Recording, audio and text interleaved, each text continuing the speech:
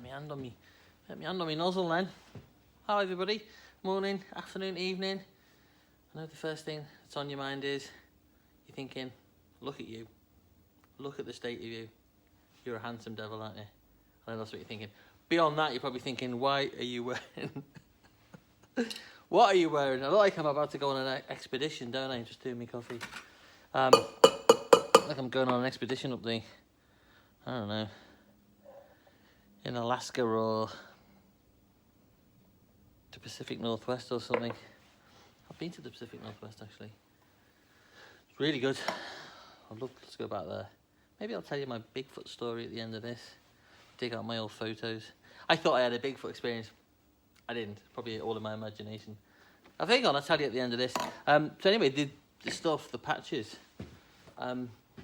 Patches are cool, aren't they? Let's take this. I've got them made. I've got one in the shop if you want one. So let me just take this off because it's boiling.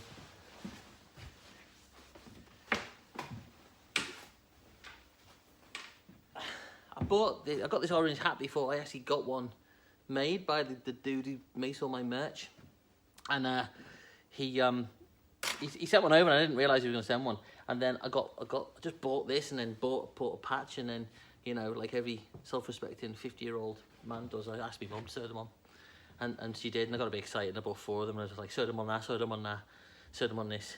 So thanks, mum.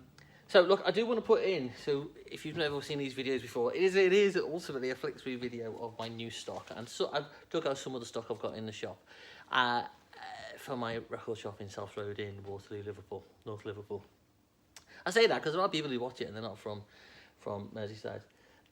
So I'll do a flick through video. I normally do a lot of messing about, so I really want to put in the video like a time thing for when the flick through starts, and then a time thing for when I just start dicking around, which is pretty much like, you know, now we're, you know, getting into the video. I'm already messing about, just not getting into it. I can't stand those like super flick through videos. I mean, the customer's not always right. This is like catharsis for me. This is like, you know, a bit of therapy.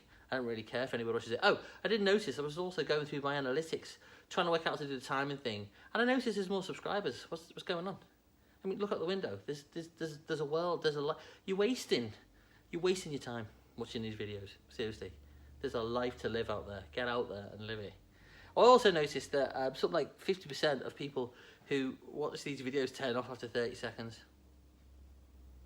I know, I don't know why. But look, so for all those people who are going to turn off after 30 seconds, right? Here's what I'm going to say.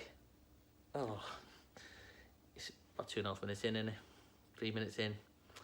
Oh, okay. Well, you could have all had free records. You know what I mean? You could have come and picked some free records for all those that turned off after 30 seconds. So, you missed it. Right, let's get into it. Oh, okay. So, open this Sunday. I'm opening the first Sunday of every month. I will get back to every Sunday. And Tom will be running the show. And that's going to be 11 till 3. Okay? On Sunday. First Sunday of every month. Gig starts in March. And the good thing about this shop, if you've never been before, it's access for everyone. We've got a lift. You know, it's just if you need to use the lift, it's there. It can be used. So please have no worries. Parking's a bit of a pain, but other than that, we got that. Right, I'll talk about some of the stuff later. What have we got? We got so what's the timestamp? I might as well wait 4 minutes. Okay, right, so got loads of CDs, and I got this years ago. I used to collect Queen stuff, and I've never really used it, so I thought I'd bung it in the shop. Promo. It's open, but I've never used it. It's all the CD singles. I think there's a couple of these. So there's one of them in the shop. Got loads of 7s in. I'll just show you a few examples of what I've got, but you need to come in and have a look, obviously. They're a pain, aren't they, 7s? They're fiddly. So we've got some, like, I've got international stuff, like this French Sandy Shore stuff, all the 60s. I've got some, they came in for one of my regular suppliers. Thanks, mate. And but I've got quite a few bits like that. This is interesting because it's only super cheap, single from the 80s, but it's got like a repetitive loop at the end. So if you want to really annoy someone or just buy it, then and get them to play it and go, there's something wrong with your turntable, and there isn't. Get them that. Loads of Stone singles, all in pretty minty condition. All from one person, from some of their original EPs. Here, oh, hey. Nearly went from near mint to fair then, didn't they? Or good plus. So Stones. That's a US pressing of Times on My Side. Rest of them are all British presses, the first pressings of them in these Decca sleeves. All near mint. They're really nice condition. Right, let's get them out of the way. Some of the records, don't get too excited. A lot of it's dirge, you know. I mean, pretty much is all the time, really. I'm not a proper record shop with all your fancy, like, you know, getting cool records in. It's all pretty much dirge, in it. But, you know, I'll go through it. It's a laugh, innit? All right. Bob. Uprising. I think that is a textured sleeve. It's pretty good condition. I think it's a repress though. It is because I've got our first press up there. More Bob. UK presses. I had an original one of these in and I sold it on Discogs for well over a couple of £100. It was the original lighter, and it was a first pressing with the address on the bottom, and the lighter thing worked, and it was in pretty nifty condition. This is just a repress. But UB40, Clifford T. Ward. I'll go through them pretty quick. Black. The Detectorists. That's one of them albums you get like 1 billion copies in, and it's interesting because that's kind of reflective of what's happening in the collector's market. That and stuff like Blondie, because it used to be like £4 and still should be about £4, but when you get a semi-nice copy in, the price goes up. This is a lovely hat. It's a bit itchy, but cheers. Oh, by the way, I was complaining about my nozzle before. It's just the nozzle on the coffee maker. I know I had crumbs on my moustache last week. Leave me alone. Right. Oh, also, I was going to use the bell, but I got told that I can't use the bell because it worried somebody's hamster. Okay. So what we're dealing with, people, is snowflake hamsters, right?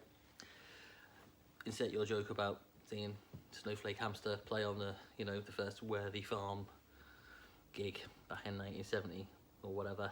But snowflake hamsters. Cover your hamster's ear up, because I'm going to press the bell. All right, I'll have a swig and then cover the hamster's ears up, and then I'm dinging. Okay, I'm going in. I'm dinging. The hand's coming in. The hand's coming in. Dinging. 3, 2, 1. I don't care. I mean, I love animals, so I hope the hamster's not hurt. And I'll feedback that no hamsters are hurt during the making of this video. Scratching my nose. Obviously, sorry. Cat Stevens. This is how, if you never watch these videos and you have managed to last more than 30 seconds, this is generally how it goes. It's like I show you crap records and talk a load of rubbish. As I said, don't subscribe. Honestly, don't. Do something else more interesting. It's a crazy big world out there. Your time on this planet is limited. Get out. Enjoy yourself. Don't look at me talking about Frank Sinatra albums. More Detectorist albums. Cool. Coolest cat in town, isn't he? Terence Derby. Love it. 10cc. Greatest hits. Yeah, I price up Barbara Dixon albums and put them out. Yeah. You know, it's new stock. Can't all be, you know, Rare Prince albums and you know, Rare Parliament albums and King Tubby and blooming Surrealistic Pillow first presses, can he? No. Yeah, so just, you know, do something else. Soundtracks. 2001 Space Odyssey, 5 on that. Reservoir Dogs, this is a repress, but it's basically new. So Reservoir Dogs there, and we got Dusk Till Dawn. Remember that movie? I went to see that when it came out, and I was doing a postgraduate degree, because I've got one, believe it or not. And got 2 of them. Anyway, I know it's nuts, isn't it? Education system. And I went to see this movie, and I was basically drunk most of that year, but I didn't really know what I was going to see, and I had no idea what the movie was. I just went, and honestly, it was a genuine surprise halfway through when it started to be a vampire movie. I was like, what? That was a great movie.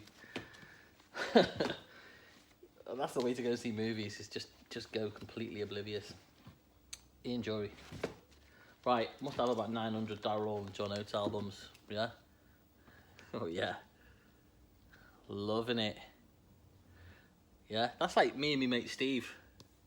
Again, when we used to go to Eddie's number 8. I mean, that's Steve. Steve was good looking, dude. That was me a bit more, but I didn't have the tash. Not he's good, not good looking, but you know, a bit more his suit. Steve was a cool kid. We used to go to university too, and he got me into all sorts of bands. I just had no idea about like Big Black and stuff like that, and got me really into P-Funk and all down that kind of funk road. And there was a great record shop. Was it Plastic Factory in Birmingham? Plastic Factory. Great second-hand, real diggers record shop back in the 80s, 90s. Used to go in there. I think it's gone now. And that was when I was studying in the West Mids. It was brilliant. I used to go to gigs. Oh man, great, Birmingham.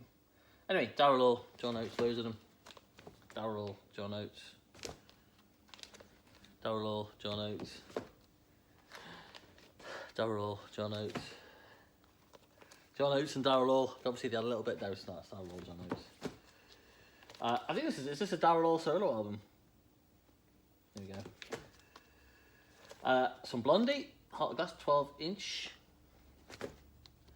More Blondie, 12 inches. So wow, I just was singing in my head "Panic in Detroit" by David Bowie then, because I'm listening to Aladdin Sane, and I've never really particularly liked that album. And I was listening to it the other day. I thought, let's give it a proper listen. And really, Panic in Detroit, I think, is Panic in Detroit, isn't it? What's the Kiss song? Detroit Rock City. It's not that. And it's brilliant. I think it's my favourite Bowie. I don't know what I'm talking about Bowie. This is the way these videos go. I think that's my second favourite Bowie song. I think my favourite is Queen Bitch. I remember when I was a kid seeing that, him doing it with the blue acoustic guitar. Was it a blue acoustic 12-string with Mick Ronson? And it's still hard to play that and master. I'm sure it's F, so it's hard to get to F. Dun, dun, dun, dun. Is it F, G, D? Dun, dun, dun, dun, dun, dun, dun, dun. I always struggle getting back to the F. Anyway, if you struggle getting back to the F, leave a comment. Don't leave a comment. I don't respond to comments. Don't subscribe. Go outside. Blondie. Television.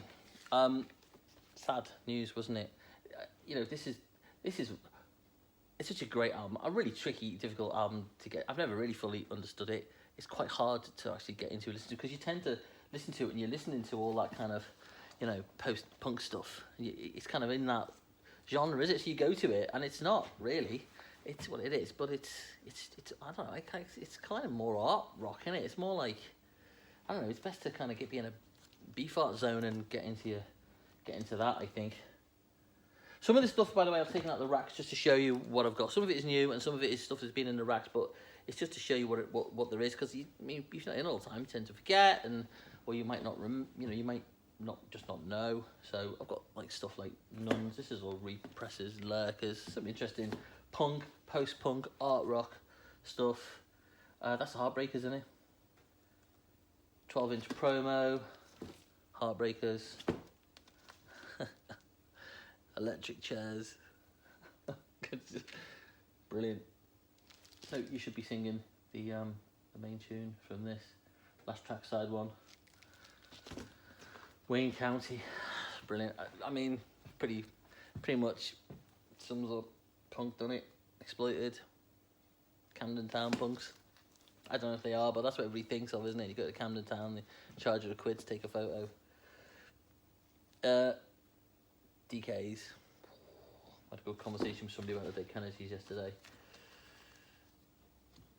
That's what we do in the shop. Come in the shop and we just talk about dead Kennedys and put the dead Kennedys on and talk more about the dead Kennedys and drink coffee and talk more about the dead Kennedys, and then I might price some records and make stupid videos. It's pretty much that. Buzzcocks. Tubes. These are originals. Some of the others were represses. Tubes. I've had this in before, and White Punk's on Dope. This is another copy I've got in. White Punk's on Dope. That is great. It's those bands which like have kind of took that punk ethos, but were like talented and can play, like the Tubes and the Ruts and the Members and stuff. The Ruts. I haven't got any Ruts in, but I love the Ruts. And the Tubes. Jonathan Rittman, Modern Lovers. I think Graham at Defender signed one of them, didn't he? So don't buy mine. Go and buy Graham's. Hello, Graham. Faust Tapes. Members. Now we're talking proper punk, US based early 80s punk. No messing about. Absolutely meant it. I don't know why I've got this. This is my copy, I think. I'm not sure why I've put this out. Yeah, I'm keeping that. Yeah, that's how a record shop goes. Keep this, you know, Starship. Never really liked Jefferson Airplane, and I definitely didn't like Jefferson Starship. Okay, moving on. Bit of jazz, because, you know, I had to find some jazz to show you I've got more than just crap 80s pop. Dave Brubeck. I've got a little bit of jazz. It tends to go quite quickly. This is a great Motown story box set. Sort of thing you'd find in a charity shop, but when you actually want it, you've got to come to a proper record shop to buy it. Wham! Stocked up on me Whitney because of the Whitney movie, and I just had a load. Yeah, I told you it's nothing to get excited about this week. Status Quo. I don't know what this is. Lips Inc. Mouth to Mouth. Still got lots of Scott Walker and Walker Brothers. Got 2 signed Walker Brothers albums on the wall there. I got this mad collection. I've still got quite a bit of it. Sold quite a lot of it. Some of it went online, but still got quite a bit of it. Scott Walker. Got some Jack Brel at home as well. I'll bring that in to sell because I just don't play it. So I've got to scale down my collection, moving house, and I'm gonna move somewhere where I can't set my drums up, and that's a real shame because I'm planning on buying 2 more drum kits. Why does that happen? You know you can't put any stuff somewhere, and but in your mind you're going, buy the drum kit. And then don't just buy 1, buy 2. So I've got 3 drum kits. They're all different drum kits, right? One's a jazz kit, one's like a concert tom, 1970s Phil Collins style kit. Super loud. Don't know where to put it. Might appear in the shop. Madge, bought that when I was 14. Chris Rea. This is like electronic music. Compilation of extremely rare A and B sides of minimalist synth 7-inch singles and 2 other rare tracks featured on a com from the early 80s. I have not listened to it. I've got more Blondie. You can't not have Blondie, and I've got loads of Blondie. Again, told you. There's some collectibles at the back, right? Stick around for that. We're only 17 minutes in, honestly. It's already dragging though, innit? It's dragging. This year. It's dragging a bit, innit? Anyway, I've got a Christmas section if you're planning on stocking up for Christmas. John, Tina, so you know where we are. I've got you a copy put away. Mr. D, if you want a copy of that. Got you one put away. Blues, got some interesting blues stuff in. Got loads of those. I think I showed you a blues comp last week before. Got some interesting 60s blues comps. And none of those are really expensive. The sort of stuff I would normally keep, but I've got to sell some of it. So there. Got a bit of metal. Some of it's new, some of it's already in the racks. So I just want to again show you, and then we get into the collectible stuff, and then a bit of messing about. I'll see if I can work out the timestamp stuff and put that in. I had to ask my son, and he did show me, but I forgot. I'm not such a Luddite, you know. It's just not important. When you get older, stuff gets less important, doesn't it? Like, you know, proper grown-up stuff gets less important. This is like near mint. Superb. I had to sign one of these, sold it online, went boom with all the bits. I remember when that came out, I remember selling that, and I think I've got the poison shaped CD single, poison bottle shaped CD single. In the metal section, open for discussion. I mean, they're not metal, are they? They're rock, aren't they? Yeah. The guitarist for this band, I forget his name, Jason. So the drummer. Jeff. Is it Jeff? Is it Jace Edwards, I think, has just come out of hospital. I suspect no members of Wolfsbane will be watching this video, but if you are, get well soon. Wolfsbane are one of the best bands I've ever seen live in the Preston Crypt in 1989. God, it was nuts. It was like sweaty and greasy, and they were just like, come on, and they just like punch you in the face with just like super fast rock again. I don't think that's like particularly metal. It's just like more like just hard punching like rock, like Motorhead. Like, you know, they're a rock and roll band. And it's like, it was a bit like that. They were brilliant. And that album's great. I think I've showed you this before, but just wanted to reiterate that if you're thinking denim, leather, sword, all the ticks. I mean, what else? What else do you want?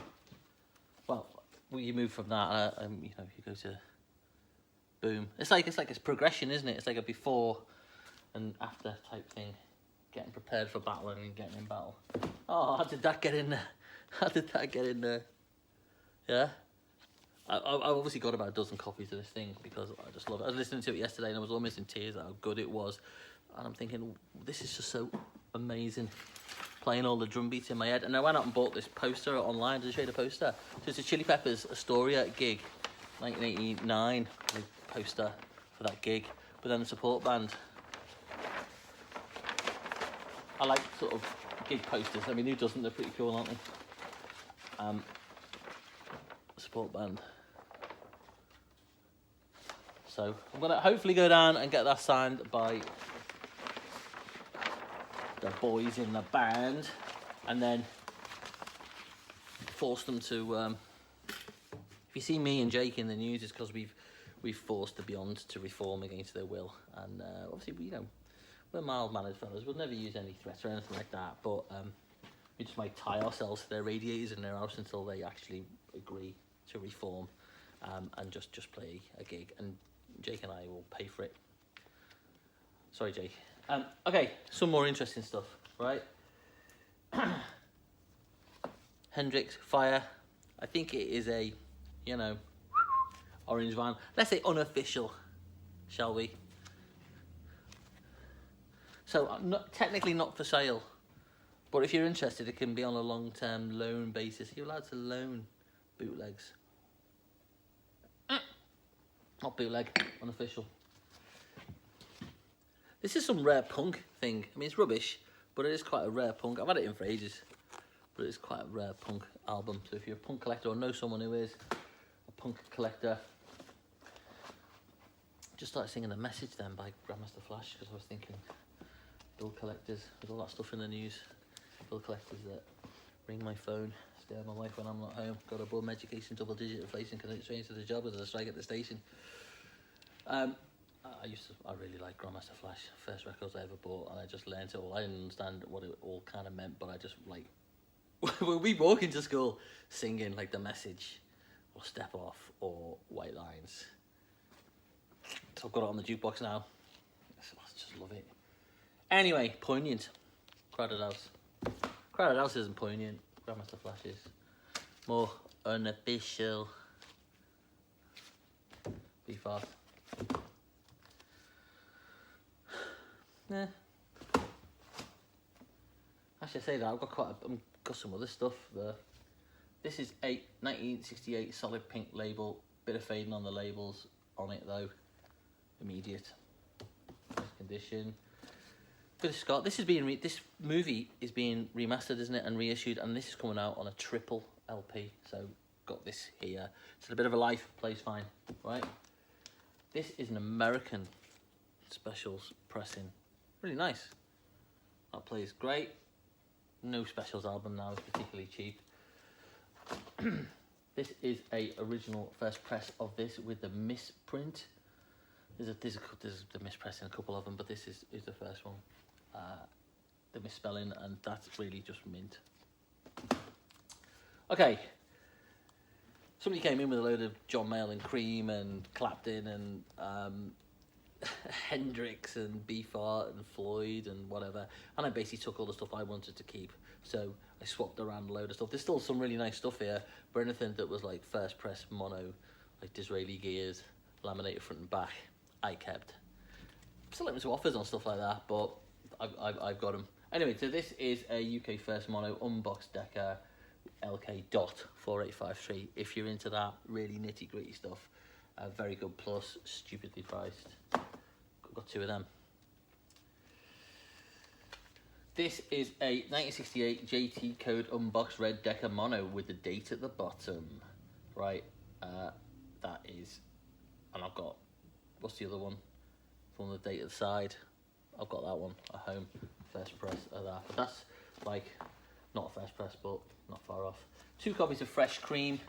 So, 1966 mono, A2B1, 95 quid, 1966 A2B1, okay? If you're into your, they're 1966, right? And they're really in great condition, but if you're after first presses and all that, Jazz and Mataz, UK first press with the sticker. Vinyl has marks, but it does sound immense, and that's only 65 quid on that one. You know, see him with the sticker, that's pretty cool. And that's like, looks like it's sellotaped on, but it isn't. It's like cut out and stuck on. This is the stereo version. The mono version came in, and I'm like, oh, I'm having that. And then I put my old stereo version out. I'm surprised these are going up in price. Open to discussion on that, but it is a great pressing of it, but it's not the first mono. Okay, I've got how many copies of Disraeli Gears have I got? I've got about 3, I think. This is a stereo laminated front, matte back, A1B3, upside down triangle 420, UK 1967, 65 quid. Very good plus. They're really near mint minus. They're really superb. Yeah, so a mono laminated front and back came in, and I was like, yeah, that's going out mint. I'm like, that's the one, I'm keeping that one. And then I got this other one in, which is the one with the crossed out information on the matrix. All this information I'm talking about here is all on the matrix, and if you're a collector, that's what you go for, yeah? A2, B3, blah, blah, blah, blah, blah. Laminated on one side, reissue 1967. Okay. First UK press of that. Damont pressing with the, there's 2 pressings, isn't it? Is it Monarch and Damont? This is the Damont pressing with the original inner sleeves and the black ones with the cuts out the top, and the postcard mailer, so you fill in, I want to join the fan club, I want to know where Oasis are swaggering about next in 1994 or wherever it was. You'd fill that in. And then 1997 double vinyl in great shape. Small water stain. So you can see that there. See, small, it's not that small. But you wouldn't really know, if you just showed you the album, you probably wouldn't notice. But there's a water stain on that. So it's reflected in the price somewhat, but they're stupidly priced, those things. Right, that's it. So, okay, 27. I'll try and put in the links, because I'm so dreadful at it, but I'll try. What else? I was gonna like talk about like some, see, I say that like I'll leave all the dicking about to the end, and it's like 27 minutes in, I've got time to mess about. What's the other thing? Gigs in March, the 25th of March. You know, I do the gigs on the Saturday afternoon. That'll be it. They'll start then. I'll give you some more information about that. Zine Mag. So we're going to start a Zine Mag, and then it got waylaid for a couple of other reasons, and we'll try and get onto that. I really want to also start a record label. I don't know how to do it, or what to do, or anything along that. I'll just use the branding of the shop, but I really want to do that. It's like my hoodie, by the way. Maroon. It's meant to be gold, but it's kind of a muddy, kind of a blech colour, isn't it? Anyway, that's my burgundy and gold. If you follow American football, you know the burgundy and gold. Yeah, I was starting to go to the gym. Can you tell? Try and, you know, relieve stress. And I went to the gym. If you know anything about Liverpool, it's so funny. So I went to the gym, and I'm in there, and then there's this like teenager in there. And you know, in the streets, I don't know if there's anywhere else, but certainly on the streets of Liverpool, there's kids who are like head to toe in like North Face, black North Face gear. So if you want to make any money, obviously, you know, open a shop selling that. And there was a kid in there, like head to, like working out, but head to toe in the, like he just wheelied up and put his bike outside, matte black bike, obviously oversized mountain bike, but like on one wheel, and then gone in the gym and it's all black. Who am I to criticise what people look, but head to toe, black North Face gear.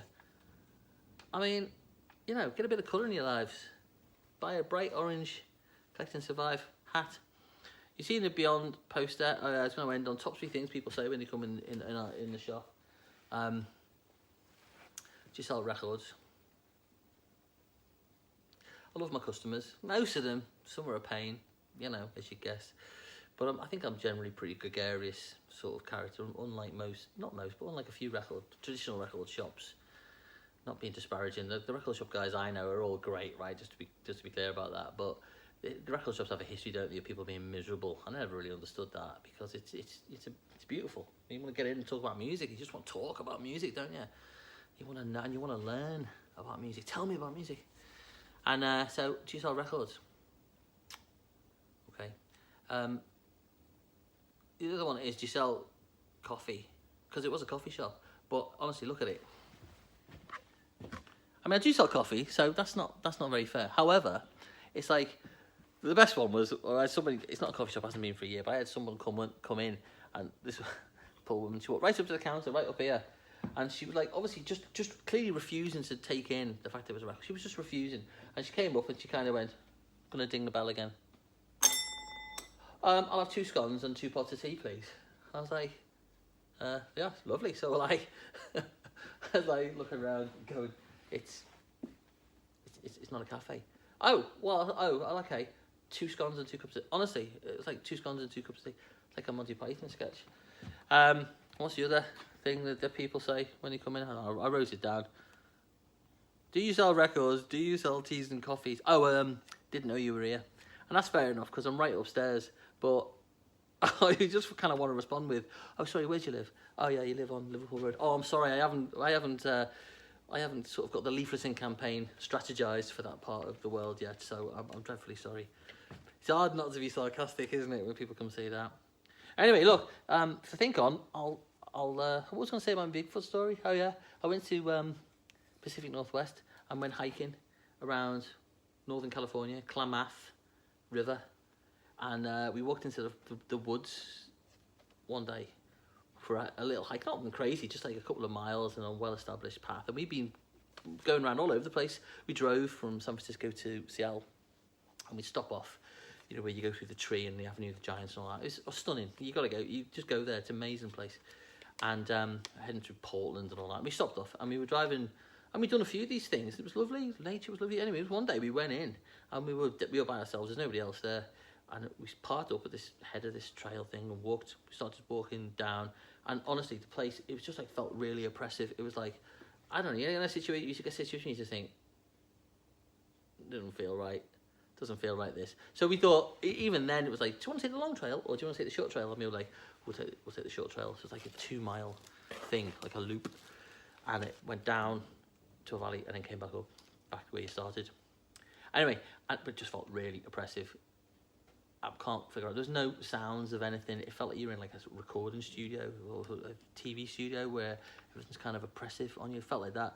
And we got down to this riverbed, and me and my wife were like, this just... And we thought like somebody was like following us, like stalking us or something. It felt like really weird. And we were just like pretending to, oh yeah, take some photos. We took some photos. I'll put some photos up and you can see if you can see Bigfoot. And then we decided to... there's actually some shadows in these photos. I remember it now. I'll have to dig them out. And we were down on this little riverbed and we were like, yeah, that's very nice. Should we go? Yeah, let's go. And then so we started to walk back, and of course your eyes, you're just constantly looking around, and it was really oppressive. And it was so... We just like got out of there really quick. And we there was the information centre. I went to the information centre, but I was just like, it feels really... It just feels really weird in there, and it was like, oh, yeah, you're not from around here. And we got in the car and we got going pretty quick. I would find the photos, I'll put them on, and then you can get all hot under the collar, even though obviously, you know, none of that's there's nothing in the photos. But I'll put them on for you. Right, what else was I going to say? That's it. I'm well over, aren't I? Yeah, sorry. Come in the shop, buy some records. I should be getting more stuff in. Next week, always buying collections, and I might be getting I might be getting a really spectacularly rare record. I don't know yet. Someone's talking about it, and if that comes off, I will show you and put it online for a ridiculous price. All right, take it easy. Let's do the Bluetooth thing. It never works, doesn't it? I'm gonna have to set up that joke where I'm pouring coffee. You ready? Okay. See ya. Buy merch online. Buy my merch. All right, bye. I'm going, bye.